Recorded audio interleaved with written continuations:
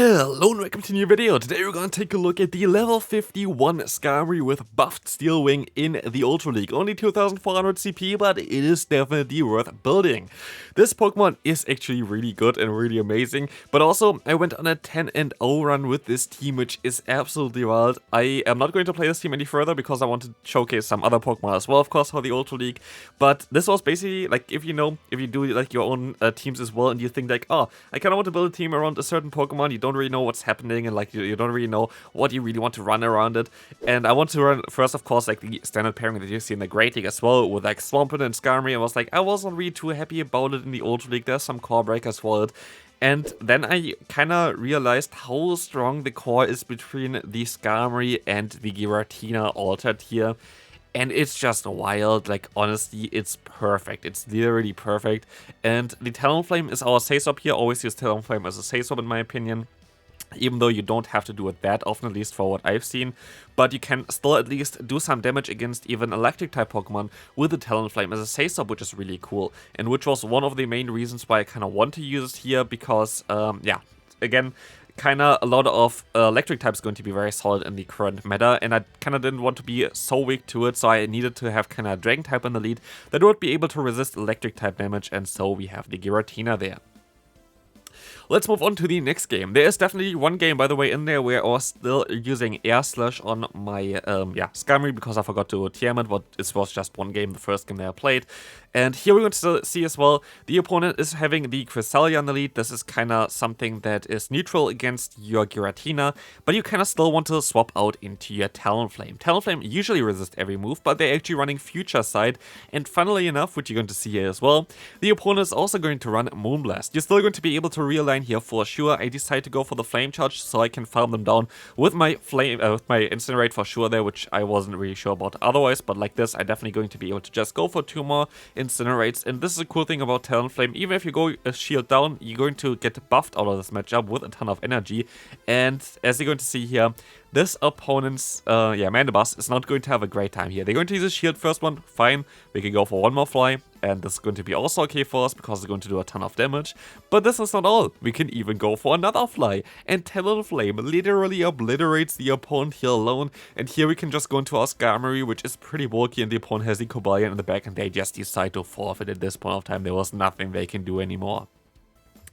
Let's take a look at the next opponent. We're going to have the Talonflame in the lead. And here's something that you can basically choose based on your own, I don't know, like things that you kind of like or not. We are running Ancient Power on our Giratina in the lead. There's a case to be made for also the Shadow Sneak / if you want to do Shadow Force version of this Pokemon. If you don't want to be double weak against like certain Steel-type Pokemon, which you would be in the current format here. But I was not really expecting that we're going to see a lot of Steel types in the lead, because I feel like with the Fire buff, with like certain other buffs like the Poliwrath, it's fairly unlikely that you're going to encounter a lot of Steel types in the current meta, other than maybe Skarmory. So I decided to go for the risk and go for the Ancient Power, and I have to say Ancient Power was really, really good for me on the Giratina. I used it a lot because a lot of people are going to use the Talonflame. It is just a very useful move to have on this Pokemon, so definitely depends on what you're going to encounter. Like, it depends on the meta. Like, meta's going to be different kind of elo ranges, which are currently not really seeable. At least for me, I'm going to get my elo for my next video for sure. But yeah, again, there's still going to be hidden elo currently, and depending on what you're going to encounter, you might want to run Shadow Sneak / the Shadow Force over the Ancient Power if you're going to encounter a lot of Steel types in the lead. Of course, core breaker for this team are still there. Something like an Alone Sandslash lead would be very difficult for you to deal with, even though I guess still Skarmory could work out there. But as you can see here, Skarmory as well as the Talonflame are just super solid. We're going to be able to win another game with Fly on the opponent's Talonflame there. Next opponent here, I think they're actually a viewer of mine usually, so that's kind of cool. We're going to encounter a very good lead for us and also a very decent say-swap for us. They are running the Lanturn, and Lanturn is something that I cannot have on my backline, but also I kind of need Giratina for the Talonflame as well, so I kind of don't want to get my Giratina too like low, so I decided to go for a shield here as well, which was a smart decision because they're running Brave Bird. And I still kind of have to keep my Giratina around for later on. So as you can see, we can get the knockout. I wanted to get a boost here with Ancient Power eventually, but I never got it, so like don't even look for that. But they're going to run the XL Frostus in the back. Very cool Pokemon, but they're not even running the new move of the Triple XL. They're running still the Avalanche here, but it does not really matter anyway, because we are going to be able to go for a Flame Charge here. They are, for whatever reason, shielding there. It does not really matter to us either, because you can still go for a Fly. But this game is over at this point. Like, this game is literally over. We're going to be able to align our Giratina against the opponent's Lanturn. We're going to still have our Skarmory in the back, which is going to have access to Steel Wing, which does super effective damage against the opponent's Frostless. And even if they're going to be able to still save their Lanturn somehow and swap out after this Dragon Claw, they're going to end up against a Skarmory, which is going to be loaded on energy because the Frostless is already fairly low. And we can just go for the full farm down, go for Brave Bird afterwards, and this is basically all it really takes to knock them out here as well. As you can see, Brave Bird is coming through, gonna get the knockout against the opponent Lanturn, and so this is going to be a very good game. So I think I know this player, so shoutouts to you. But let's take a look at the next opponent. We're going to encounter a Charizard in the lead. This is going to be, of course, a very decent one again, because we're having the move Ancient Power, but they're going to decide to swap out into a Trevenant. I would never recommend you to use Trevenant as a Say-Swap in the current meta. We have so many Flying-type Pokemon, so many Normal-type Pokemon, it is not really good right now. But here we're going to get out also a Fire Spin Charizard. Fire Spin got buffed, so it might be a viable option, which is something that I actually maybe want to take a look at as well, because I feel like it's kind of funny. Like, maybe it has some play. Going to be a little bit better against something like a Cobalion or like Steel types, but Steel types are not that common, so don't know. Might be just a worse variant of the Talonflame, but here we're going to be able to go still for one Ancient Power against the opponent's Walrein. They're going to go for their own charge moves, but honestly, Skarmory is not really the greatest Pokemon ever. It is very cool, but it really is struggling in the two-shield scenario, I feel like. Two-shield scenario, Skarmory, well, usually, here's by the way the Air Slash variant of it. This was the first game that I played, and so this was why I still have Air Slash here. This is not what you kind of want to run, but I feel like you kind of always struggle in the two-shield scenario because you're still not really that spammy with your moves, and so the opponent usually going to be able to outspam you then. Here we can still survive. I can still go for some charge moves here, and I should be kind of fine against the opponent's Walrein. They can still go for a Dragon Claw afterwards. I kind of need to get rid of their shield because of us still having the Brave Bird stored, but this is going to be a very good game anyway because, yeah, I still have the Brave Bird. They can even knock me out here if they want to, but I'm going to be able to win this game no matter what. As you're going to see, we can still even survive with 1 HP, and so we can go for the Dragon Claw, and this is going to be a good game. Next opponent coming up, well, let's take a look what they're going to run here. We're going to encounter the Tentacruel. Tentacruel is going to be a little bit of a trickier one actually for this team, depending on the moveset that they run. They could run Blizzard, which might be a little bit tricky for our lead, and they could also run, of course, they're always going to run Scald, which is a little bit tricky for our backline. Poison Jab is double resisted though on the Skarmory, which is kind of cool. You know what's also resisted on the Skarmory? Every single move that the Cresselia learns other than Aurora Beam, and Aurora Beam is one of the worst moves in the game, so nobody is running this. So, yeah, this Pokemon is so free against it. At least that's what you think, but honestly, Cresselia has just so much more bulk that I'm kind of forced to go for a Brave Bird here. Otherwise, I would not be able to knock them out, and so this kind of opens up the opportunity for the opponent to get a farm down here, and I most likely kind of misplay this game a little bit. But it does not really matter too much, as you're gonna get the shield here. I can still go into my Talonflame, and yeah, here I might have wanted to go into my Giratina instead, because Giratina honestly going to be very easily able to take all the charge moves from the opponent, but I can still go for a Fly here. Fly is coming through, gonna get the knockout, and they're going to have the Tentacruel in the back, which now has to go up against both the Giratina as well as the Talonflame. And both of my Pokemon have somewhat of like still decent health as well as some energy, and yes, even if they have Blizzard, it does not matter. I just think that they don't have Blizzard, exactly, they have Acid Spray. Because the opponent decided to swap out in the beginning, I was kind of sure that they're not running Blizzard here. And so we can basically easily win this game here with just our Giratina going for some Dragon Claws. And so we can move on into the next game after they actually still go for another charge move. My man, like honestly, it's just a Scald and doesn't do anything. Let's move on to the next one. We're going to encounter here the Giratina against a Deoxys. Great lead for us. Again, the opponent most are going to swap out, and they're going to swap out into the Greedent. And here you're going to see a little bit of an example on why Skarmory might not be as great in the two-shield scenario. We were kind of lucky here because the first opponent's Crunch is not going to get the debuff, and also The second crunch coming through here is also not gonna get... Oh, never mind, they got the debuff, so we're actually not really that lucky. Like, it's a 30% chance, so honestly, I think the opponent got a little bit more luckier than I thought.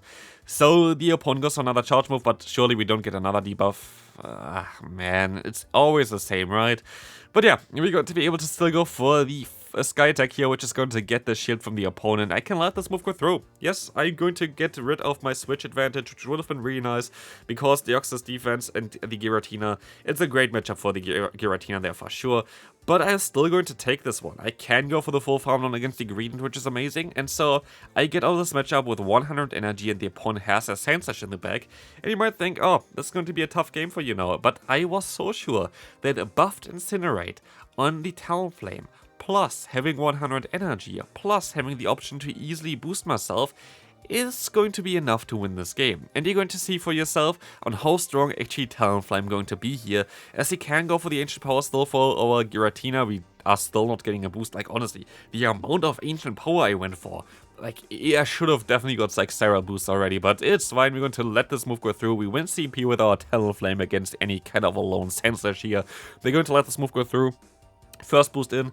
Next, Flame Charge coming through. Again, I'm not even gonna go for the Fly, because for me, my fast move damage is the key of winning this game here. And so I decided to even get the free fast move in, which is amazing. And you see the opponent's health just declining. We have 2 Flame Charge stored. And so we can go for the first one. They're going to use a shield, but there's no way out of here, and we can win this game fairly easily with another Flame Charge. Good game there. Honestly, Talonflame is so wild. I tell you, like, honestly, Talonflame is just so strong. Here we're going to be able to see the Virizion in action. Virizion is an interesting Pokemon for our team, because we can kind of hardwall it with every single Pokemon. We're going to be able to see the opponent swapping into their Greninja. By the way, there is still a Pokemon that would be kind of core breaking this team. We were just most likely a little bit lucky of not facing it, which would be Tapu Fini, because Tapu Fini would, I mean, I think you can still win with like Shadow Sneak or something in the 2-shield scenario against Tapu Fini if they don't bait. But I guess also your Skarmory can still do something, but it's still not really ideal. But you're still going to have some kind of neutral coverage on every Pokemon still anyway, so it's going to be okay for you. But it would be most likely one of the more trickier Pokemon to face. In general, like, water-type Pokemon are a little bit tricky for this team, but still, this team was so much fun. Here, you see me not going for a charge move, which is a little bit of a mistake maybe. But I wanted to force them to go for the Shadow Ball. I was hoping that they would go for the Disarming Voice there, which wouldn't have knocked me out. But now I'm going to be forced to use a shield on my Giratina, but they are going to be energy dry at this point, and I should hopefully be able to still get to another Ancient Power afterwards. Gonna get the first shield from the opponent, and I can go for the Ancient Power in time, which is going to get them a little bit low. I should have swapped out here, because they're gonna go straight for the Disarming Voice, which is clear that they're gonna do this here. So I would have been able to get a resisted hit there onto my Talonflame to get some free fast move farm. But it's still going to be okay. As the opponent swaps into the Greninja, I can farm them down, and Talonflame just casually sweeping an entire opponent's team here. So good game there. Goodbye, the Virizion. Let's take a look at the next opponent. We're going to encounter here the Excadrill in the lead, and this is going to be a little bit of a trickier one. We're going to decide to catch a move here basically on our Talonflame, which works out amazing. Honestly, Excadrill is fairly solid in the Ultra League currently, and I feel like in the current meta it might be actually a little bit better against stuff like Talonflame. But you definitely have to be a little bit careful with Pokemon like the Poliwrath. But here we're going to be able to hit a Fly against the opponent's Tentacruel, allowing us to go for a Fly again even afterwards. And this is a thing that a lot of people don't really understand. Fly is cheaper than Flame Charge, and so you're going to be able to get to those moves a little bit easier, and we can get even more shields from the opponent, putting them 2 shields down. And I decided to go into my Skarmory here, because I was again a little bit scared of Blizzard onto the Tentacruel, which is most likely the preferred moveset on this thing. So they're gonna go for the Scald, they're gonna get of course the immediate attack drop, but I have to swap out anyway, so it doesn't really matter too much, as they're gonna go ahead and go for the Dragon Claw spam. Yes, as said before in the beginning, you're going to have a little bit of a struggle against Steel type Pokemon in your lead, as well if like, yeah, going to be only having the answer of Talonflame for that. But it's still going to be okay here, because as you can see, the opponent gonna go for a Drill Run, I can still go for a Dragon Claw. For me here again, I use shields against the Drill Run, because I know Drill Run does guaranteed a lot of damage. Well, I'm still not sure if they're going to even run the Blizzard in the back, but they're actually going to have a Gengar in the back. And this is going to be a little bit okay for me. It's going to be still a little bit tricky, but Gengar is just very squishy, so you see already Shadow Claw plus Dragon Claw is just doing a ton of damage. They decide to swap out here. I can even still go for another Dragon Claw against the opponent's Tentacruel, and like this, I can swap out, catch the move. Going to be a Scald most likely. It is a Scald. And they don't even get the attack drop there, which is kind of amazing, because they can now go for another charge move. If they go for Shadow Ball, they're going to knock me out. If they go for Shadow Punch, I still survive and win this game.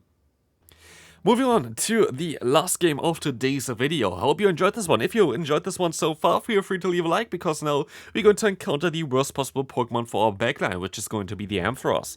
We're going to stay in here, of course, going for a Dragon Claw against them, trying to get them as low as possible, as they're going to swap out into the Drapion. And here again, you're going to see the issue of the Skarmory in the 2-shield scenario, or like in general in like longer running matchups. You're going to have a very beneficial matchup here usually, because you're going to have a Drapion being a Poison type with a Poison type fast attack against a Steel type Pokemon, but it's not even as clear as you're going to see here. The Sky attack is not going to be even doing close enough to the damage there to knock them out. But at least I can still survive this one. They're gonna get the defense stop, which is fair at this point. Like, they went for 3, this is basically exactly how it's supposed to go. But we can still at least knock them out, but they could have definitely realigned, I think, if they wanted to. But now we can at least align our Giratina against the opponent's Ampharos, and we can reach another Dragon Claw against the opponent as well. That's going to do some decent damage, but as you can see, the opponent going to swap out immediately into the Trevenant, facing our Talonflame, and so we're gonna get a free Incinerate in as well, allowing us to use a shield onto the Shadow Ball. And if you thought that Talonflame is going to be weak against electric type Pokemon, think again, because electric type Pokemon are weak against Talonflame. Going for one Flame Charge, going for another Flame Charge, boosted attack now already as well. Goodbye there, one more Incinerate, and we can win this game as well. And as you can see here, just for the end, so you can see as well that I put in every battle, and it's not fake or anything like this. I'm not the person that ever would fake any stuff, so here you can see as well, I'm going to be able to show you all my battles, and that's going to be it for this video. Hope you enjoyed it. If you did, feel free to leave a like. See you then, bye bye.